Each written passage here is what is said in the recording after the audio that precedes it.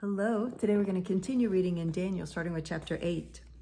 In the 3rd year of the reign of King Belshazzar, a vision appeared to me, Daniel, after that which appeared to me at the first. And I saw in the vision, and when I saw, I was in Susa, the citadel, which is in the province of Elam. And I saw in the vision, and I was at the Ulai canal. I raised my eyes and saw, and behold, a ram standing at the bank of the canal. It had 2 horns, and both horns were high, but one was higher than the other, and the higher one came up last. I saw the ram charging westward and northward and southward. No beast could stand before him, and there was no one who could rescue from his power. He did as he pleased and became great. As I was considering, behold, a male goat came from the west across the face of the whole earth without touching the ground. And the goat had a conspicuous horn between his eyes. He came to the ram with the 2 horns, which I had seen standing on the bank of the canal, and he ran at him in his powerful wrath. I saw him come close to the ram, and he was enraged against him and struck the ram and broke his 2 horns. And the ram had no power to stand before him, but he cast him down to the ground and trampled on him, and there was no one who could rescue the ram from his power. Then the goat became exceedingly great. But when he was strong, the great horn was broken, and instead of it, there came up 4 conspicuous horns toward the 4 winds of heaven. Out of one of them came a little horn, which grew exceedingly great toward the south, toward the east, and toward the glorious land. It grew great, even to the host of heaven, and some of the host and some of the stars it threw down to the ground and trampled on them. It became great, even as great as the prince of the host. And the regular burnt offering was taken away from him, and the place of his sanctuary was overthrown. And a host will be given over to it together with the regular burnt offering because of transgression, and it will throw truth to the ground, and it will act and prosper. Then I heard a holy one speaking, and another holy one said to the one who spoke, "For how long is the vision concerning the regular burnt offering, the transgression that makes desolate, and the giving over of the sanctuary and host to be trampled underfoot?" And he said to me, "For 2,300 evenings and mornings, then the sanctuary shall be restored to its rightful state." When I, Daniel, had seen the vision, I sought to understand it. And behold, there stood before me one having the appearance of a man. And I heard a man's voice between the banks of the Ulai, and it called, "Gabriel, make this man understand the vision." So he came near where I stood, and when he came, I was frightened and fell on my face. But he said to me, "Understand, O son of man, that the vision is for the time of the end." And when he had spoken to me, I fell into a deep sleep with my face to the ground. But he touched me and made me stand up. He said, "Behold, I will make known to you what shall be at the latter end of the indignation, for it refers to the appointed time of the end. As for the ram that you saw with the 2 horns, these are the kings of Media and Persia, and the goat is the king of Greece. And the great horn between his eyes is the first king. As for the horn that was broken, in place of which 4 others arose, 4 kingdoms shall arise from his nation, but not with his power. And at the latter end of their kingdom, when the transgressors have reached their limit, a king of bold face, one who understands riddles, shall arise. His power shall be great, but not by his own power. And he shall cause fearful destruction, and shall succeed in what he does, and destroy mighty men and the people who are the saints. By his cunning he shall make deceit prosper under his hand, and in his own mind he shall become great. Without warning he shall destroy many, and he shall even rise up against the prince of princes, and he shall be broken, but by no human hand. The vision of the evenings and the mornings that has been told is true, but seal up the vision, for it refers to many days from now. And I, Daniel, was overcome and lay sick for some days. Then I rose and went about the king's business, but I was appalled by the vision and did not understand it. Daniel chapter 5. King Belshazzar made a great feast for 1,000 of his lords and drank wine in front of the 1,000. Belshazzar, when he tasted the wine, commanded that the vessels of gold and of silver that Nebuchadnezzar his father had taken out of the temple in Jerusalem be brought, that the king and his lords, his wives, and his concubines might drink from them.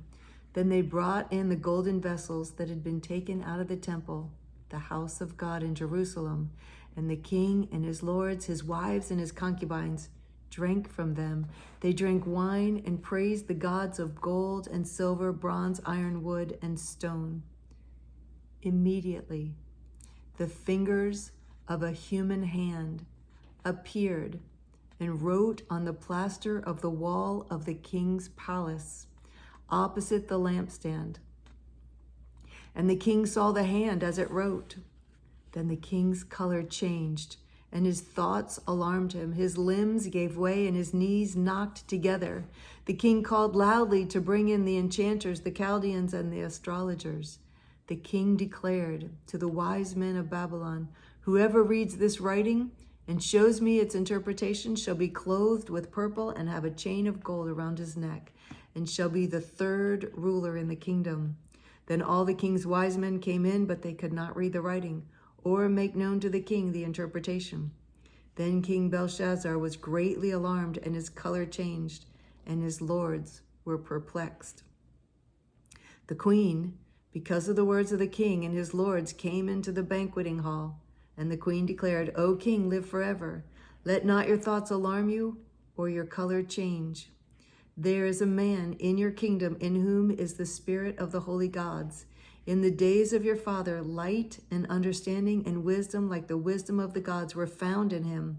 And King Nebuchadnezzar, your father the king, made him chief of the magicians, enchanters, Chaldeans, and astrologers, because an excellent spirit, knowledge, and understanding to interpret dreams, explain riddles, and solve problems were found in this Daniel, whom the king named Belteshazzar. Now let Daniel be called, and he will show the interpretation." Then Daniel was brought in before the king. The king answered and said to Daniel, "You are that Daniel, one of the exiles of Judah, whom the king my father brought from Judah. I have heard of you that the spirit of the gods is in you, and that light and understanding and excellent wisdom are found in you. Now the wise men, the enchanters, have been brought in before me to read this writing and make known to me its interpretation, but they could not show the interpretation of the matter. But I have heard that you can give interpretations and solve problems. Now if you can read the writing and make known to me its interpretation, you shall be clothed with purple and have a chain of gold around your neck, and shall be the third ruler in the kingdom." Then Daniel answered and said before the king, "Let your gifts be for yourself, and give your rewards to another. Nevertheless, I will read the writing to the king and make known to him the interpretation. O king, the Most High God gave Nebuchadnezzar your father kingship and greatness and glory and majesty. And because of the greatness that he gave him, all people, nations, and languages trembled and feared before him. Whom he would, he killed, and whom he would, he kept alive. Whom he would, he raised up, and whom he would, he humbled.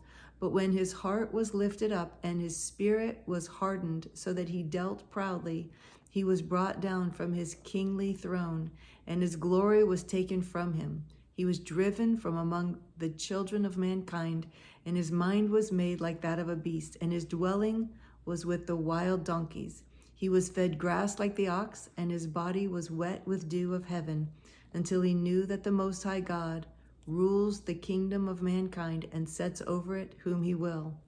And you, his son, Belshazzar, have not humbled your heart, though you knew all this, but you have lifted up yourself against the Lord of heaven, and the vessels of his house have been brought in before you, and you and your lords, your wives, and your concubines have drunk wine with them. And you have praised the gods of silver and gold, of bronze, iron, wood, and stone, which do not see or hear or know, but the God in whose hand is your breath, and whose are your ways you have not honored. Then from his presence the hand was sent, and this writing was inscribed. And this is the writing that was inscribed: Mene, Mene, Tekel, Parsin. This is the interpretation of the matter. Mene, God has numbered the days of your kingdom and brought it to an end. Tekel, you have been weighed in the balances and found wanting. Perez, your kingdom is divided and given to the Medes and Persians. Then Belshazzar gave the command, and Daniel was clothed with purple. A chain of gold was put around his neck, and a proclamation was made about him that he should be the third ruler of the kingdom. That very night, Belshazzar, the Chaldean king, was killed, and Darius the Mede received the kingdom, being about 26 years old. Wow. Chapter 6. It pleased Darius to set over the kingdom 120 satraps to be throughout the whole kingdom, and over them 3 high officials, of whom Daniel was one, to whom these satraps should give account, so that the king might suffer no loss. Then this Daniel became distinguished above all the other high officials and satraps, because an excellent spirit was in him. And the king planned to set him over the whole kingdom. Then the high officials and the satraps sought to find a ground for complaint against Daniel with regard to the kingdom, but they could find no ground for complaint or any fault, because he was faithful, and no error or fault was found in him. Then these men said, "We shall not find any ground for complaint against Daniel unless we find it in connection with the law of his God." Then these high officials and satraps came by agreement to the king and said to him, "O King Darius, live forever.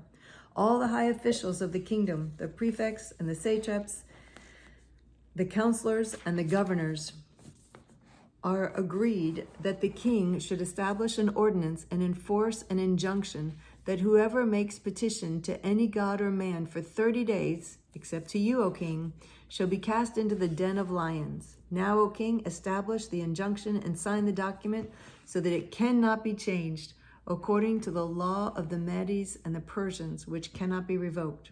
Therefore King Darius signed the document and injunction.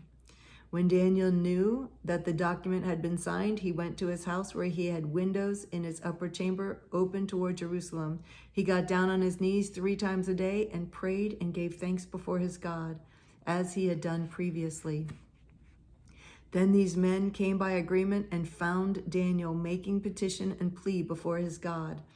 Then they came near and said before the king concerning the injunction, "O king, did you not sign an injunction that anyone who makes petition to any god or man within 30 days, except you, O king, shall be cast into the den of lions?" The king answered and said, "The thing stands fast according to the law of the Medes and the Persians, which cannot be revoked." Then they answered and said before the king, "Daniel, who is one of the exiles from Judah, pays no attention to you, O king, or the injunction that you have signed, but makes his petition 3 times a day." Then the king, when he heard these words, was much distressed and set his mind to deliver Daniel. He labored till the sun went down to rescue him. Then these men came by agreement to the king and said to the king, "Know, O king, that it is a law of the Medes and Persians that no injunction or ordinance that the king establishes can be changed." Then the king commanded, and Daniel was brought and cast into the den of lions. The king declared to Daniel, "May your God, whom you serve continually, deliver you." And a stone was brought and laid on the mouth of the den, and the king sealed it with his own signet, with the signet of his lords, that nothing might be changed concerning Daniel. Then the king went to his palace and spent the night fasting. No diversions were brought to him, and sleep fled from him. Then at break of day the king arose and went in haste to the den of lions. As he came near to the den where Daniel was, he cried out in a tone of anguish. The king declared to Daniel, "O Daniel, servant of the living God, has your God, whom you serve continually, been able to deliver you from the lions?" Then Daniel said to the king, O king, live forever. My God sent his angel and shut the lions' mouths, and they have not harmed me, because I was found blameless before him, and also before you, O king. I have done no harm. Then the king was exceedingly glad and commanded that Daniel be taken up out of the den. So Daniel was taken up out of the den, and no kind of harm was found on him, because he had trusted in his God. And the king commanded, and those men who had maliciously accused Daniel were brought and cast into the den of lions, they, their children, and their wives. And before they reached the bottom of the den, the lions overpowered them and broke all their bones in pieces. Then King Darius wrote to all the people, nations, and languages that dwell in all the earth, peace be multiplied to you. I make a decree that in all my royal dominion people are to tremble and fear before the God of Daniel. For he is the living God, enduring forever. His kingdom shall never be destroyed, and his dominion shall be to the end. He delivers and rescues. He works signs and wonders in heaven and on earth. He who has saved Daniel from the power of the lions. Wow, that's so good. I love that. So this Daniel prospered during the reign of Darius and the reign of Cyrus the Persian. Wow. So cool. It seems like every king needs to see a miracle before he believes. But as soon as he sees a miracle, he believes. At least that's good. But it's too bad that they don't learn from their fathers, from the one before them. Anyway, Daniel 9. In the first year of Darius, the son of Ahasuerus, a descendant of Mede, who was made king over the realm of the Chaldeans in the first year of his reign, I, Daniel, perceived in the books the number of years that, according to the word of the Lord to Jeremiah the prophet, must pass before the end of the desolation of Jerusalem, namely 70 years. Then I turned my face to the Lord God, seeking him by prayer and pleas for mercy, with fasting and sackcloth and ashes. I prayed to the Lord my God and made confession, saying, O Lord, the great and awesome God, who keeps covenant and steadfast love with those who love him and keep his commandments, we have sinned and done wrong and acted wickedly and rebelled, turning aside from your commandments and rules. We have not listened to your servants the prophets, who spoke in your name to our kings, our princes, and our fathers, and to all the people of the land. To you, O Lord, belongs righteousness, but to us open shame, as at this day to the men of Judah, to the inhabitants of Jerusalem, and to all Israel, those who are near and those who are far away, in all the lands to which you have driven them, because of the treachery that they have committed against you. To us, O Lord, belongs open shame, to the kings, to our princes, and to our fathers, because we have sinned against you. To the Lord our God belong mercy and forgiveness, for we have rebelled against him and have not obeyed the voice of the Lord our God by walking in his ways, which he set before us by his servants the prophets. All Israel has transgressed your law and turned aside, refusing to obey your voice. And the curse and oath that are written in the law of Moses, the servant of God, have been poured out upon us because we have sinned against him. He has confirmed his words, which he spoke against us and against our rulers who ruled us, by bringing upon us a great calamity. For under the whole heaven there has not been done anything like what has been done against Jerusalem. As it is written in the law of Moses, all this calamity has come upon us, yet we have not entreated the favor of the Lord our God, turning from our iniquities and gaining insight by your truth. Therefore the Lord has kept ready the calamity and has brought it upon us. For the Lord our God is righteous in all the works that he has done, and we have not obeyed his voice. And now, O Lord our God, who brought your people out of the land of Egypt with a mighty hand, and have made a name for yourself, as at this day, we have sinned, we have done wickedly. O Lord, according to all your righteous acts, let your anger and your wrath turn away from your city Jerusalem, your holy hill, because for our sins and for the iniquities of our fathers, Jerusalem and your people have become a byword among all who are around us. Now, therefore, O our God, listen to the prayer of your servant and to his pleas for mercy.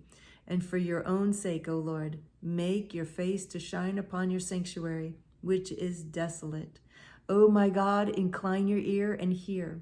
Open your eyes and see our desolation and the city that is called by your name. For we do not present our pleas before you because of our righteousness, but because of your great mercy.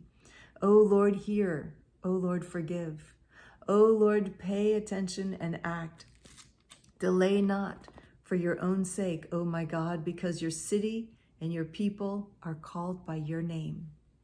While I was speaking and praying, confessing my sin and the sin of my people Israel, and presenting my plea before the Lord my God for the holy hill of my God, while I was speaking in prayer, the man Gabriel, whom I had seen in the vision at the first, came to me in swift flight at the time of the evening sacrifice. He made me understand, speaking with me and saying, O Daniel, I have now come out to give you insight and understanding. At the beginning of your pleas for mercy, a word went out, and I have come to tell it to you, for you are greatly loved. Wow. Could he have spoken any better words? Wow. For you are greatly loved. Therefore, consider the word and understand the vision. 70 weeks are decreed about your people and your holy city to finish the transgression, to put an end to sin, and to atone for iniquity, to bring in everlasting righteousness, to seal both vision and prophet, and to anoint a most holy place. Know therefore and understand that from the going out of the word to restore and build Jerusalem, to the coming of an anointed one, a prince, there shall be 7 weeks. Then for 62 weeks it shall be built again with squares and moat, but in a troubled time. And after the 62 weeks, an anointed one shall be cut off and shall have nothing. And the people of the prince who is to come shall destroy the city and the sanctuary. Its end shall come with a flood, and to the end there shall be war. Desolations are decreed, and he shall make a strong covenant with many for 1 week. And for half of the week he shall put an end to sacrifice and offering. And on the wing of abominations shall come one who makes desolate until the decree end is poured out on the desolator. Okay, so that's the end of chapter 9. And tomorrow we pick up in chapter 10, which is titled The Restoration. So, yay, thank you for joining me today as we read. It's always fun to read the word together. I appreciate you joining me, and I look forward to reading with you again tomorrow. I love you so much. Bye.